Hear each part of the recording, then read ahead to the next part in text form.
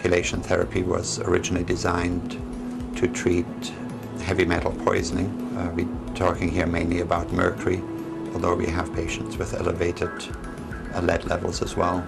So we're going to use the mercury vapor analyzer to analyze the amount of mercury vapors released from his amalgams. It affects the central nervous system where patients find that their thinking is not as clear, their memory not as good as it used to be, and their concentration levels are not as good as they used to be. I came here because I was really sick a year and a half ago. I went to my doctor who said I had the flu. I went back 3 weeks later and I almost had to be carried in by my husband. And he said, "You still have the flu." And I thought, oh, I got to do it again. I got to go look after myself because I'm not going to get anywhere here.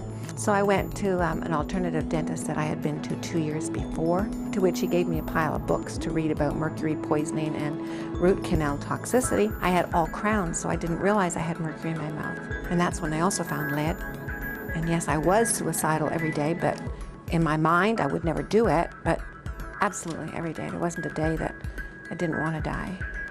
One has to remember that it does not only depend on how much mercury you take in either from your food sources or from amalgam fillings, but it also depends on your ability to excrete those metals on your own and your sensitivity to those metals. So if you're very, very sensitive, you don't need a lot of mercury to be sick. It was great because halfway through I could start to see that I was thinking again.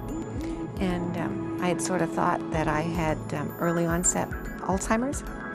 And so you sort of back off. You're sort of afraid to communicate because you miss your words, you miss your expressions.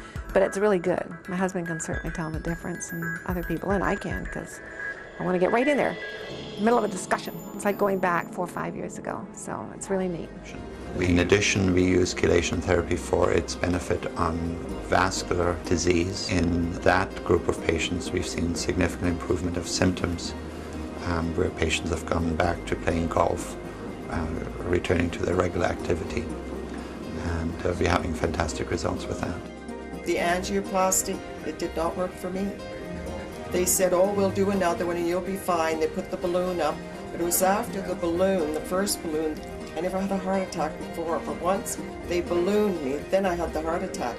I even asked a doctor to shoot me when they took me into the general hospital here because I was so ill, I just really didn't want to live anymore. So I asked him, "Please shoot me," and he went away and came back. He said, "Mrs. Dello, I can't do that because OHIP will pay for the bullets." There is hope, and it's not necessarily through bypass surgery. And for me, I would recommend anybody to do that until they've tried the chelation, and it works. They wouldn't give me a bypass because I had 5 blockages, and I guess because of my age, he knew I couldn't take it. So they figured that I had about a year to live. Oh, I wouldn't be here if it wasn't chelation. My arteries are clear, and I've been doing exceptionally well. I'm fine. It has helped me tremendously.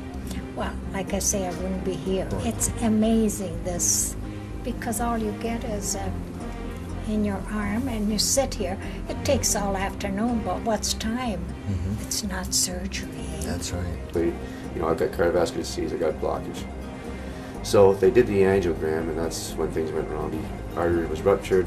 I went into basically almost cardiac arrest. My heart rate blood pressure just dropped down to 5, and that was it. So they almost lost me twice. So I looked at the doctor, I says, "Angioplasty?" He says, "No." "Bypass?" He says, "No."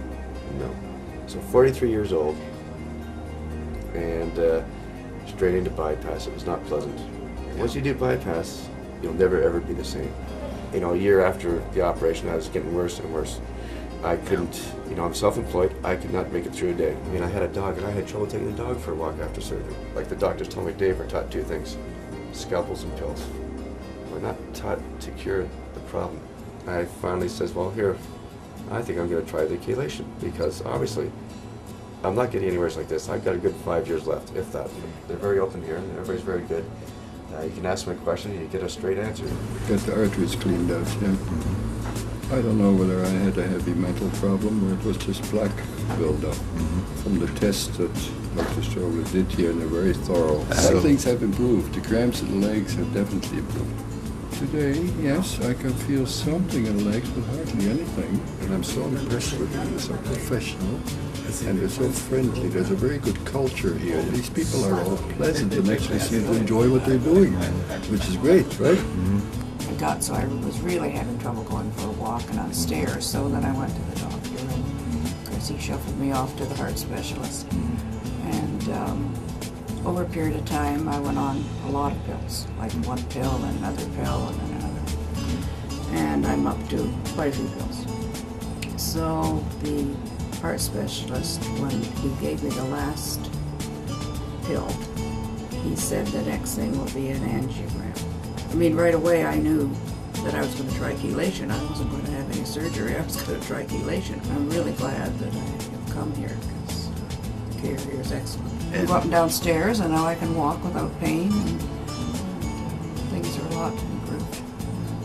It's great. Well, I'm glad this clinic is here. I hope it does well, and I tell everybody how wonderful it is.